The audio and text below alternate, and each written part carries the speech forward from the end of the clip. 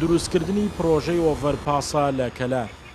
ئۆڤەرپاسەکە بە درێژی 600 مەتر و پانی 18 مەتر لەسەر شەقامی سەلاح کوێخە بە ئاراستەی ناحەی ڕزگاری دروست دەکرێت.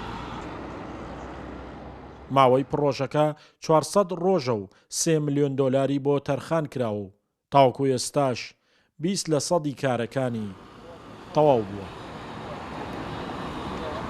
پرۆژەکە گرنگە و پرۆژێکی استراتیژیە بۆ شاری کەلار، چونکە ئەبێتە هۆی ئەوەی کەمکردنەوەی کێشەی هاتوچۆ بە تایبەت ئەو ئۆتۆمبیلانەی کە وەکو جەنابتان لێرە ئەیبینن و لە دەنگیا دیارەکە زەختێکی زۆر لەسەر ئەم شەقامە هەیە، شەقامی با بڵێن حەوی لەگەڵ شەقامی سەلاح کوێخە کە ئاراستەی کەلار بۆ ڕزگاری کەلار بۆ کفری ئەبەستێتەوە. لێرەدا ئەم شەقامە دیزاینەکەی بە شێوەیە کراوە کە لە کەلار بۆ ڕزگاری بۆ کەلار ئەبێ بە ئۆڤەرپاس. شارەکە ساڵ بە ساڵ فراوانتر دەبێت. بوونی جوڵەی بازرگانیش لە ناوچەکە کەلار دەخاتە بەردەم قۆناغێک کە پێویستی بە شەقامی زیاتر و ڕێگاوبانی گونجاوتر هەیە.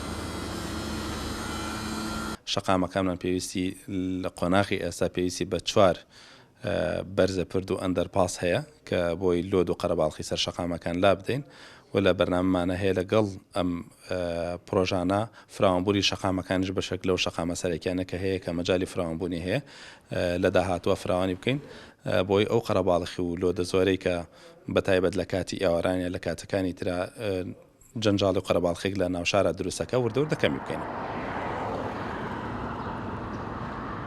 لە هەرێمی کوردستان تەنها لە سەنتەری پارێزگاکان گرنگی بە دروستکردنی پرۆژەی هاوشێوە دەدرێت لە شەقامەکان، بەڵام بە جێبەجێکردنی ئەم پرۆژەیە کەلار بوو بە یەکەم قەزا لە دوای پارێزگاکان کە دەبێتە خاوەن پرۆژەی ئۆڤەرپاس. شاخەوان محەممەد، کورسات نیوز، کەلار.